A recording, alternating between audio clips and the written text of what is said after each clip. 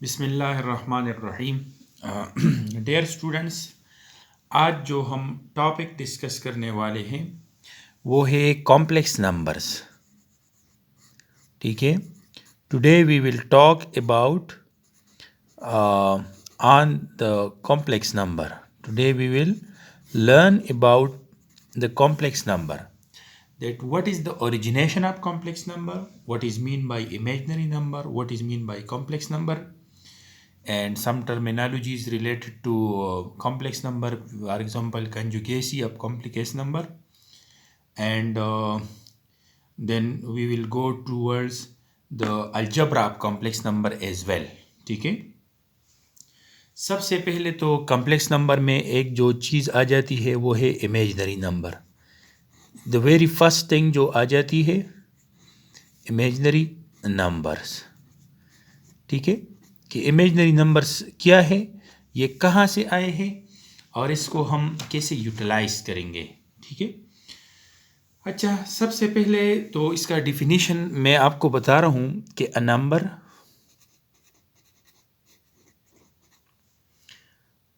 which has a factor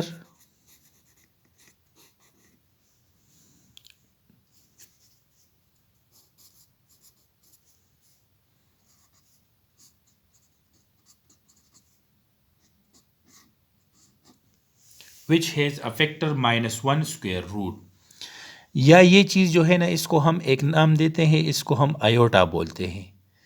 ठीक है, इस कॉल्ड एन इमेजनरी नंबर।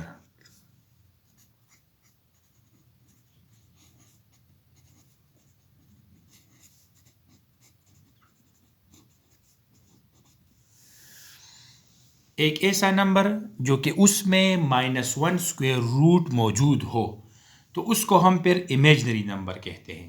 ठीक है, यहाँ पे ये अयोटा का जो लफ्ज़ आया है ना, अयोटा, ये वाला, ये है अयोटा, और ये ग्रीक लेटर है।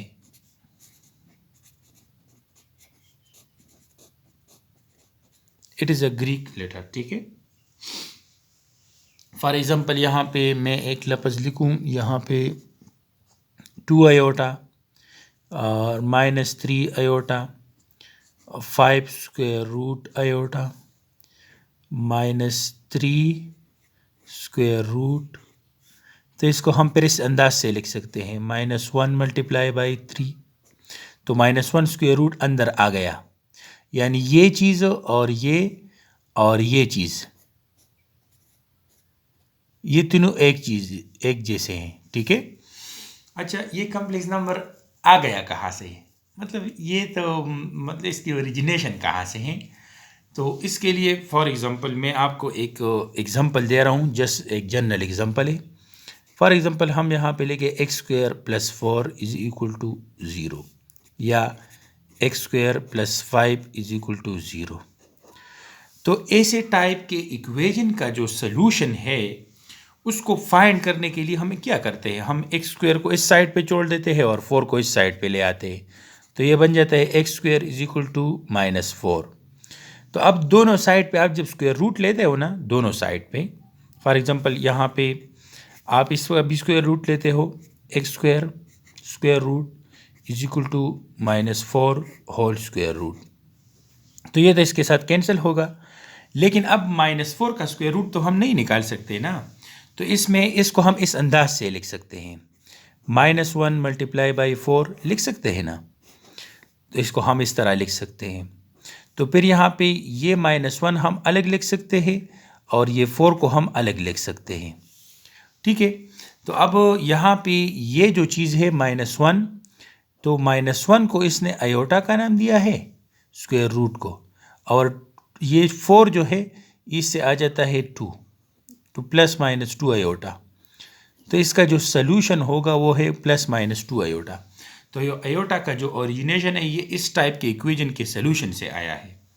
ठीक है, या x² + 5 है, तो इसको उस साइड पे ले जाओ। फॉर एग्जांपल यहाँ पे हम लेते हैं x² = -5 बन जाएगा। This implies that x² square root = -5 square root, तो ये तो इसके साथ कैंसिल होगा, लेकिन यहाँ पे इसका जो सोल्यूशन आएगा वो आएगा ±5 आयोटा स्क्वायर रूट। ये 5 का पे स्क्वायर रूट आएगा, और आयोटा की जो वैल्यू है वो आपको पता चल गया है कि आयोटा की जो वैल्यू है वो है -1 स्क्वायर रूट। ये आयोटा की वैल्यू है, ठीक है। अच्छा, अब अगर दोनों साइड पे हम स्क्वायर रूट ख़त्म करना चाहे तो फिर कैसे करेंगे? तो इस साइड पे स्क्वायर ले ले और इस साइड पे स्क्वायर ले ले, तो ये स्क्वायर और स्क्वायर रूट कैंसिल हो जाएगा, तो आपके साथ आ जाएगा आयोटा स्क्वायर का जो वैल्यू है वो -1 आ जाएगा।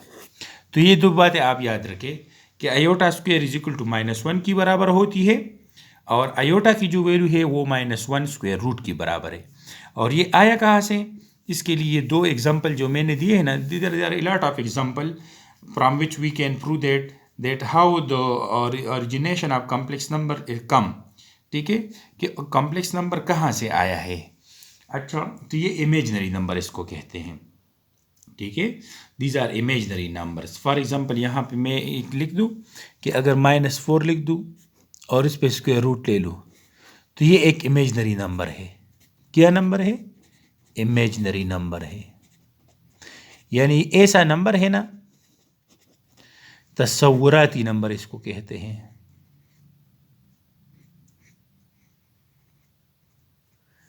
या एक ख्याली नंबर है, ठीक है।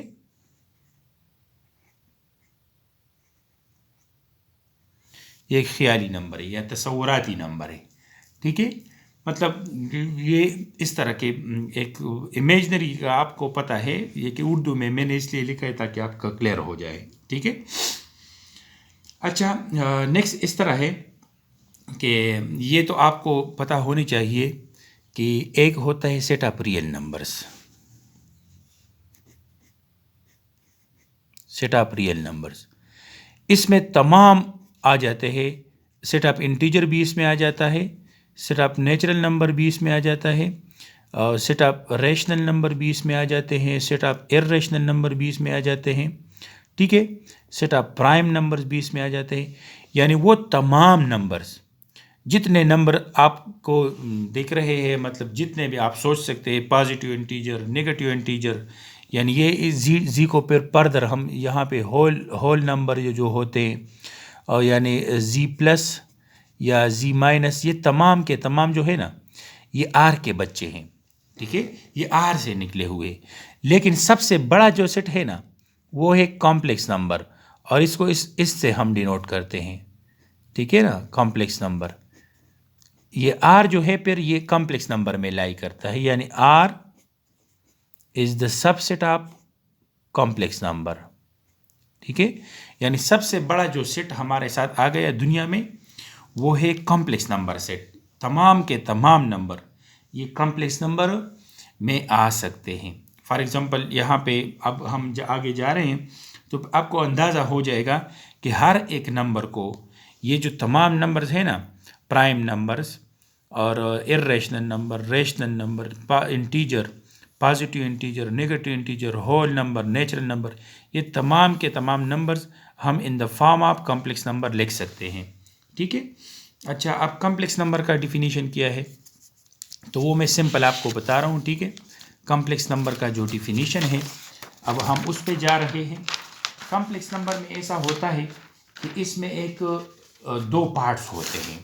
एक रियल नंबर होता है, उसमें रियल पार्ट होता है, और इसमें एक इमेजनरी नंबर होता है, यानी इमेजनरी पार्ट होती है, ठीक है। सो एन कॉम्प्लेक्स नंबर का अब प्रॉपर डिफिनीशन मैं लिखता हूँ। कॉम्प्लेक्स नंबर हमने वो डिफाइन कर दिया, इमेजनरी नंबर, ठीक है। So now an expression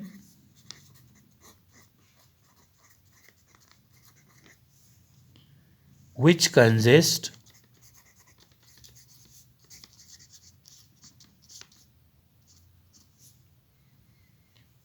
of a real part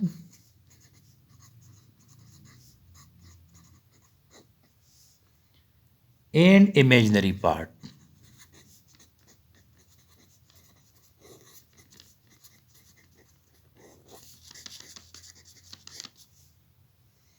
is called a complex number.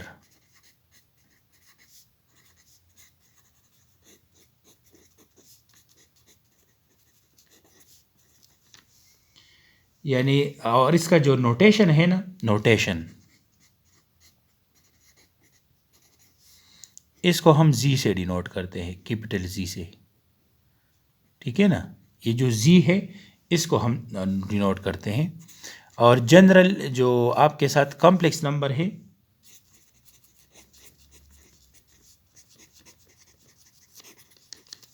यानी ये इस तरह है, z is equal to a plus B iota. तो इसमें ए जो है, a it is real part, और ये बी जो आपको नजर आ रहा है ये है इमेजिनरी पार्ट, ठीक है। रिमेंबर दैट जब आपको ऐसा नंबर दिया गया है तो और आपको कह रहे हैं कि आप रियल पार्ट लिखे, तो ये ए रियल पार्ट होगी। और अयोटा के बगैर, ये जो अयोटा के साथ जो होता है इसके कोफिशिएंट, तो ये इसका इमेजिनरी पार्ट होगी, ठीक है। फॉर एग्जांपल मैं इधर एक नंबर लिखता हूँ, z1 is equal to 2 + 3 iota. तो इसका जो रियल पार्ट है ना, रियल, वो है 2, और इसका जो इमेजिनरी पार्ट है वो है 3, नॉट 3 अयोटा, ठीक है।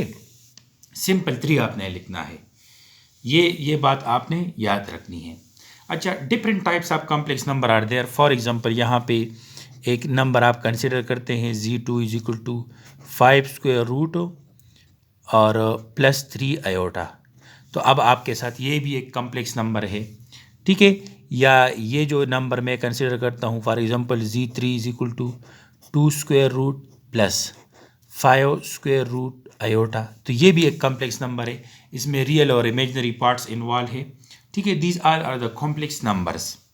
दूसरी बात, ये जो रियल पार्ट होता है ना, इसको हम इस तरह डिनोट करते हैं। फॉर एग्जांपल यहाँ पे ये जो नंबर कंसिडर करते हैं हम, तो हम लिखेंगे कि RE of z2 is equal to ये 5² है। इमेजिनरी पार्ट को हम इस तरह डिनोट करते हैं, IM लिखते हैं, और z2 फॉर एग्जांपल इस नंबर के लिए, और इसका जो इमेजिनरी पार्ट है वो है 3। तो इस अंदाज से आपने नोट करनी है। फॉर एग्जांपल जनरल जब हम कंसिडर करेंगे ना, z is equal to a + b iota, तो हम इस तरह लिखेंगे कि real of z which is equal to a and imaginary of z which is equal to b। इस अंदाज से आपने डिनोट करनी है, ठीक है। नेक्स्ट जो हमारे साथ कंसेप्ट आ जाता है वो है conjugate of complex number.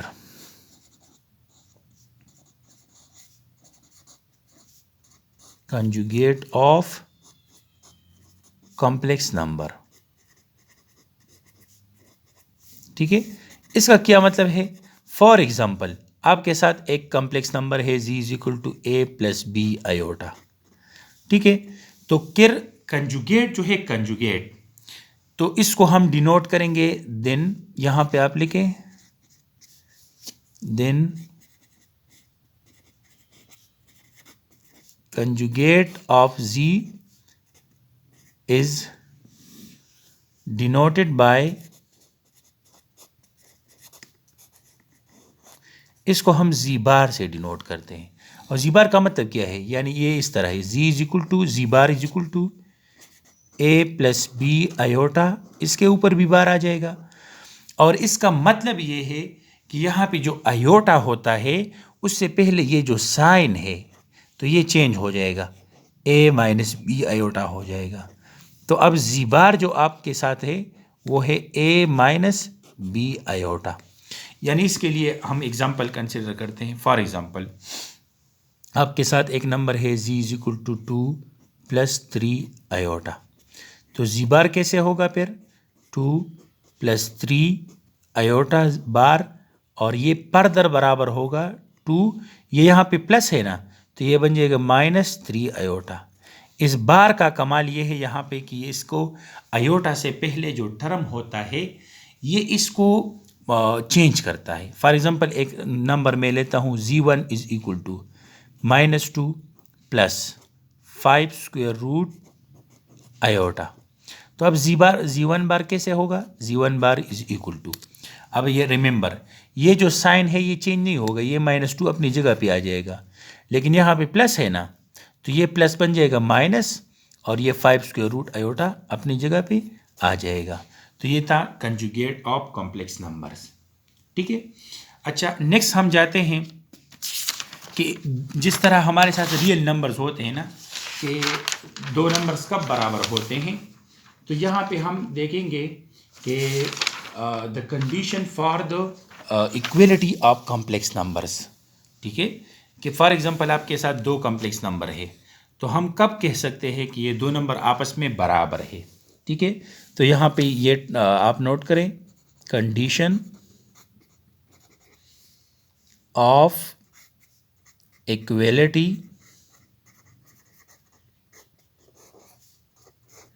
Of complex number.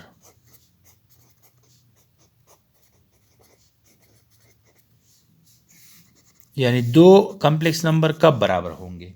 ठीक है, लेट आपके साथ एक नंबर है z1 is equal to a plus B iota, and आपके पास सेकंड नंबर है z2 is equal to c plus D iota. दो नंबर है आपके साथ। ठीक है। अच्छा, देन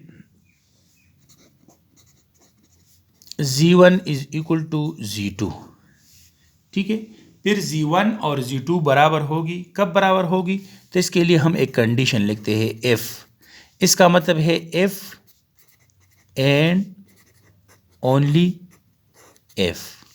ठीक है, यानी अगर a c के बराबर हो जाए एंड b d के बराबर हो जाए, तो फिर ये दोनों नंबर आपस में बराबर होंगे। इसका मतलब ये है कि अगर आपके साथ दो कॉम्प्लेक्स नंबर है, एक है z1 दूसरा है z2, अगर a और c बराबर है और b और d बराबर है, तो फिर z1 और z2 बराबर होंगे। या अगर a c के बराबर है और b d के बराबर है, तो हम कह सकते हैं कि अगर ये कंडीशन सेटिस्फाई हो रहा है, तो फिर z1 z2 के बराबर है। ठीक है, ये आप देखें ना, रियल पार्ट रियल के बराबर है और इमेजनरी पार्ट इमेजनरी के बराबर है। यानी यहाँ पे आप नोट कर सकते हैं कि ये जो रियल पार्ट्स हैं आर इक्वल, यहाँ पे ये आप कह सकते हैं कि इमेजनरी पार्ट्स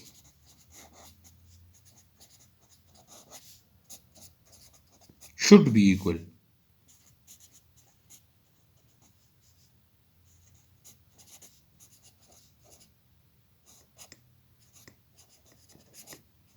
ठीक है, ये बराबर होनी चाहिए। अच्छा, अब नेक्स्ट हम पढ़ते हैं अलजेब्रा ऑफ कॉम्प्लेक्स नंबर्स। ठीक है, कि अलजेब्रा ऑफ कॉम्प्लेक्स नंबर क्या है।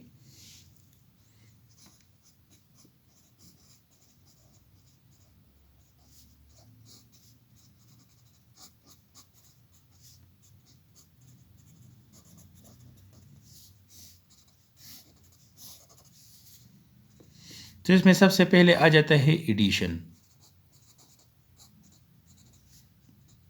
फिर आ जाता है सब्ट्रैक्शन, थर्ड नंबर पे आ जाता है मल्टीप्लिकेशन,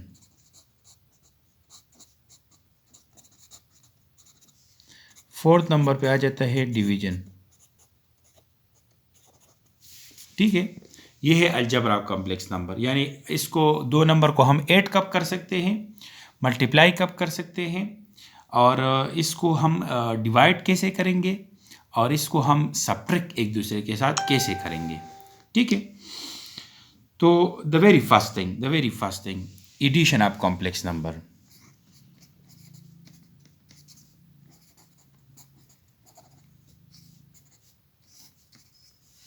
लेट आपके साथ एक नंबर है z1 is equal to a plus B iota, और सेकंड नंबर आपके पास है c प्लस डी आयोटा। ठीक है, तो फिर ये जो एडिशन ऑफ कॉम्प्लेक्स नंबर है, then z1 plus z2 is equal to a plus B iota plus c plus D iota.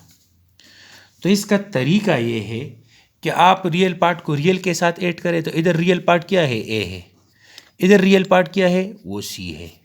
ये आप लेके ब्रैकेट में बंद करें, इधर प्लस का निशान लगाएं और B iota plus D iota ये लेके, यानी रियल पार्ट को रियल पार्ट के साथ ऐड करें और इमेजनरी पार्ट को इमेजनरी के साथ ऐड करें। अब ए प्लस सी से तो एक नंबर आ जाएगा, ये तो रियल नंबर है, कोई भी नंबर आ सकता है यहाँ से, ठीक है। और यहाँ पे बी आयोटा है प्लस डी आयोटा है, तो इसको B plus D into iota हम लिख सकते हैं, आयोटा इससे मैंने कॉमन लिया है। तो G1 और प्लस G2 की जो वैल्यू बन गई वो है a plus c plus b plus D iota, ठीक है। फॉर एग्ज़ाम्पल यहाँ पे कुछ सिंपल लेवल के एग्जांपल है, बहुत छोटे लेवल के हैं, 9-10 क्लास में भी आप लोग ये पढ़ चुके हैं, ठीक है, लेकिन ये आपके कोर्स में थोड़ा सा इंक्लूडेड है, तो इसका हम रिवीजन करते हैं।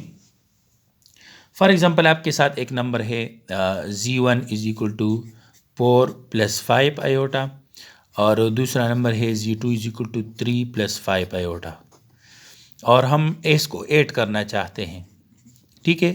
तो 4 plus 5 iota plus 3 plus 5 iota, ठीक है। तो 4 को आप इसके दूसरे के साथ ऐड करें, इसका रियल पार्ट 3 है, इसका रियल पार्ट 4 है, दरमियान में आप प्लस का निशान लगाएं और ये बन जाएगा 5 आयोटा प्लस 5 आयोटा। तो 4 प्लस 3 से मैंने आपको बताया था कि एक नंबर आ जाएगा वो 7, प्लस यहाँ से आप ऐसा करें कि 5 प्लस 5 लिखे और आयोटा को कॉमन ले लें, यानी यहाँ पे आ जाएगा 7 प्लस 10 आयोटा। तो ये आपके साथ इसका एडिशन हो गया, ठीक है। और जो होमवर्क वगैरह मैंने आपको दिया है फिर वो आप लोग इसको करें, ठीक है। अच्छा, तो मेरे ख्याल में इस वीडियो में ये काफ़ी है। इंशाल्लाह सब्ट्रैक्शन, मल्टीप्लिकेशन और डिवीज़न हम नेक्स्ट टाइम पढ़ेंगे।